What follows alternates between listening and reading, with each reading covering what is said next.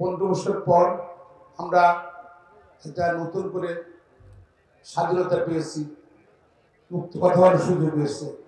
কিন্তু মনে রাখতে হবে, যারা প্রতি সরকার দেশে যারা পালিয়ে গিয়েছিল, যারা মানুষের ভোটাধিকার হরণ করেছিল, নির্যাতন করেছিল, গুম করেছিল, দেশের অর্থনীতি ধ্বংস করে দিয়েছিল, ব্যাংক বিমা সব লুটপাট করেছিল, তারা কিন্তু ষড়যন্ত্র করছে।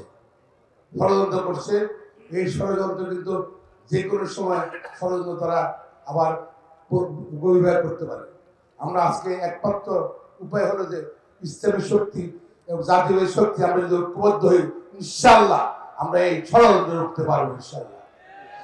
আর আমরা মনে করি যে সংস্কার চলছে, সেই সংস্কার আমল পরিবর্তন দরকার।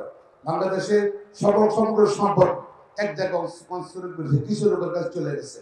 ইসলামে তো এই যে ধরেন জাকাত সিস্টেম বলেন বা অন্যভাবে সম্পদ সুষম বন্টন, অর্থনৈতিক বন্টনের কথা বলা হয়েছে, কিন্তু আমার দেশে কিন্তু কোনো কিছু নেই, কোনো সিস্টেমে নেই, লুটপাটের আপনার অর্থনীতি।